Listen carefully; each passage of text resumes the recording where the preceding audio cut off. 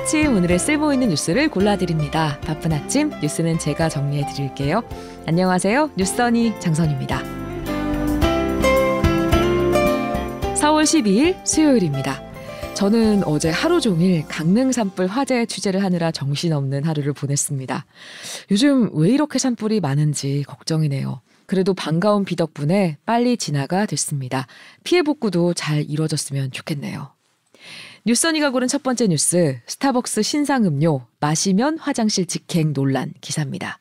세계 최대 커피 체인점 스타벅스가 출시한 신메뉴를 마시고 복통에 시달렸다는 불만이 폭주해서 논란이 일고 있습니다.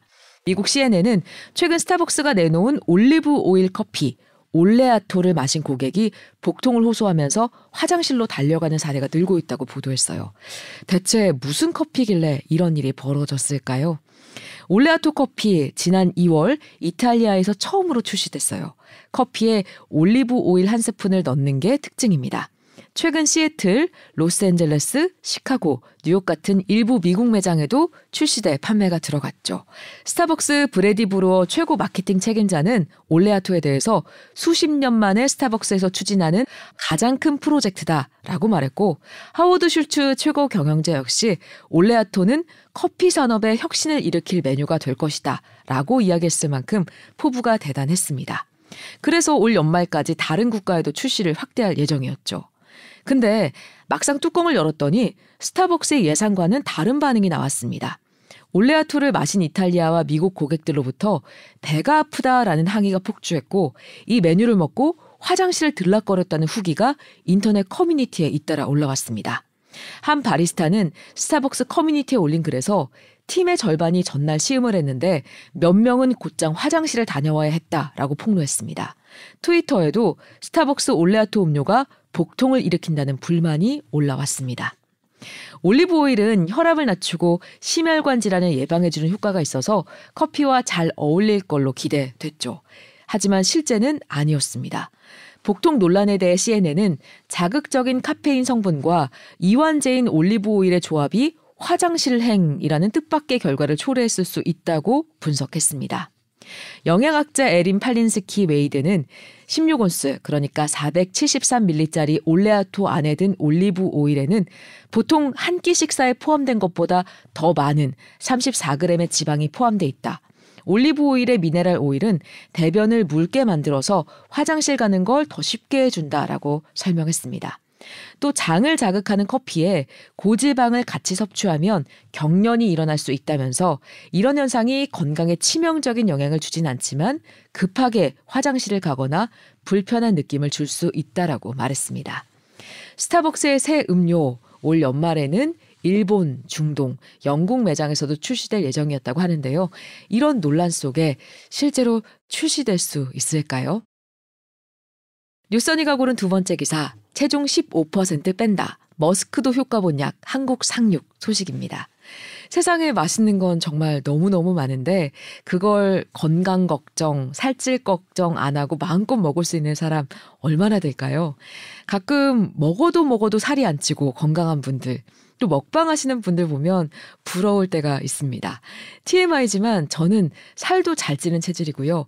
유전적으로 콜레스테롤 수치가 높아서 아무거나 마음껏 먹지 못하거든요. 다이어트 시장 규모 엄청나죠.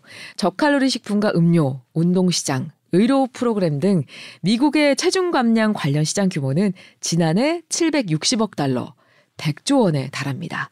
국내 다이어트 관련 시장 규모도 폭발적인 성장세를 이어가고 있는데요. 우리나라 다이어트 의료 부문 규모가 1조 9천억 원, 헬스클럽 2조 5천억 원, 다이어트 식품과 기타 부문이 3조 2천억 원, 총 7조 6천억 원 규모로 추산된다고 합니다. 비만 인구 엄청나게 증가하고 있죠. 세계비만재단은 2020년 전 세계 인구 가운데 28%였던 과체중 인구가 2035년에는 51%로 늘어날 거라고 전망했습니다. 세계보건기구 WHO가 비만 치료제를 필수 의약품 목록에 추가하는 방안을 검토할 예정이라고 밝히기도 했는데요. 그건 비만이 전 인류의 문제라는 뜻이겠죠. 미국 질병통제예방센터 CDC가 2017년부터 2020년 3월까지 조사한 자료를 보면요. 미국 성인의 42%가 비만으로 나타났다고 합니다. 1999년부터 2000년에는 31%였던 비만율이 10% 가까이 는 거죠. 우리나라도 상황은 크게 다르지 않아요. 최근 대한비만학회 자료에 따르면 국내 성인의 약 36%가 비만이고 특히 남성은 46%에 달했습니다. 눈에 띄는 건 20, 30대 젊은 층에서 최근 비만이 큰 폭으로 증가했다는 거예요. 서구식 식단의 확산과 또 먹방이나 배달 음식의 유행, 활동량 감소 같은 게 여러 가지 변화 원인으로 꼽힙니다.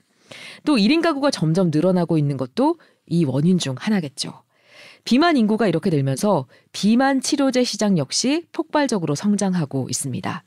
투자은행 모건스탠리는 지난해 3조 1,600억 원이었던 비만 치료제 시장이 2030년에는 71조 2천억 원으로 급증할 거라고 전망했습니다. 7년 동안 20배 이상 커진다는 얘기죠. 로이터 통신은 비만 치료제 시장이 제약사들에게 편대판 골드러시가 되고 있다라고 했습니다. 일부 전문가들은 비만 치료제 성장 속도가 AI나 2차 전지보다 빠르다고 분석하기도 했으니까 엄청난 성장 맞죠? 그런데 미국에서 2021년 식품의약국 FDA 사용 승인을 받은 한 주사형 비만 치료제가 신드롬을 일으키고 있습니다. 테슬라 최고 경영자 일론 머스크, 그리고 미국 방송인 겸 사업가 킴 카다시안도 체중 감량 비결로 이 약을 소개하면서 품귀 현상까지 빚고 있죠. 한 달 복용하려면 비용이 170만 원 이상이 되는데도 말이죠. 덴마크 제약회사 노보노디스크가 개발한 위고비 액인데요. 위고비 출시 이후 노보노디스크 주가는 최근까지 2배로 뛰었고요. 위고비는 2030년까지 90억 달러, 11조 원의 매출을 올릴 걸로 예상됩니다. 위고비의 주요 성분은 세마글루타이드라는 거예요. 식후에 분비되는 GLP-1 호르몬과 유사하게 만든 약물인데 포만감을 높여서 식욕을 줄이는 원리입니다. 과거 비만 치료제에 비해서 위고비가 유독 주목받는 건 감량 효과가 크고 편의성도 개선됐기 때문이에요. 비만 환자가 매주 1회 68주간 위고비 주사를 맞으면 약 15%의 체중 감량 효과가 있다고 합니다. 노브노디스크가 2015년 출시했던 비만 치료제 삭센다의 경우에는 매일 주사를 놔야 했는데 같은 기간 체중 감량은 6% 정도에 그쳤거든요. 해외 일부 전문가들은 과거 체중 감량 약물은 안전하면 효과가 없었고 효과가 있으면 안전하지 않은 문제가 있었지만 위고비의 임상 결과는 달랐다. 마침내 비만을 치료할 수 있는 길이 열린 것 같다라고 평하기도 했습니다. 한국 상륙도 멀지 않았다고 합니다. 위고비는 현재 국내에서 임상시험 3상을 진행 중이고 이르면 올해 하반기나 늦어도 내년에 출시될 거란 전망이 나옵니다. 그럼 정말로 비만을 치료할 수 있는 길이 열린 걸까요? 너무나 당연한 답이겠지만 비만 치료제가 결코 마법의 약은 아니라는 게 전문가들이 내놓은 결론이에요. 지금까지 위고비 사용 후에 보고된 부작용은 메스꺼움, 설사, 구토, 복부 통증, 두통이 있습니다. 톰 샌더스 킹스 칼리지 런던 영양학 명예교수는 일부에서 췌장염이 생길 수 있는 위험도 있다라고 경고했습니다. 그리고 이 약 역시 중단 때는 요요 현상이 나타날 수도 있습니다. 노보노디스크 측은 데이터에 따르면 대부분의 사람은 위고비 투여를 중단한 후 5년 이내에 원래 체중으로 돌아갈 수 있다고 밝혔습니다. 비만약의 효과가 오래가지 못하는 이유, 모든 약은 내성이 있고 우리 몸은 항상성을 유지하기 때문이라고 전문가들은 얘기합니다. 시간이 더 지나면 용량을 더 늘려도 효과가 그만큼 나오지 않는다는 거죠. SBS 조동찬 의학 전문 기자는 기적의 비만약 관련 기사에서 이런 분석을 했습니다. 우리 몸이 비만약으로 차단된 식욕자극 신경물질이 부족하다고 인식해서 더 많이 만들어내고 그게 또 폭식으로 이어진다는 겁니다. 여기다가 신경물질을 차단하면 식욕만 억제되는 게 아니라 수면과 감정 전달 물질까지 균형을 잃어서 불면이나 불안, 우울감이 높아진다고 지적했습니다. 심지어 세계 최고 권위의 네이처지가 공개한 비만약 성적표를 보면 비만 수술의 성적표와 비교하면 최신 비만약도 성적이 그리 좋지 않다고 합니다. 그래서 당뇨병, 심장병 같은 중증 합병증에 시달리는 고도 비만 환자에게는 차라리 수술을 권하는 게 나을 수 있다고 전문가들은 조언하죠.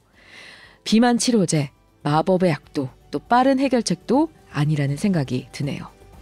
자, 뉴스 언니가 준비한 소식은 여기까지입니다. 오늘 하루도 행복하세요.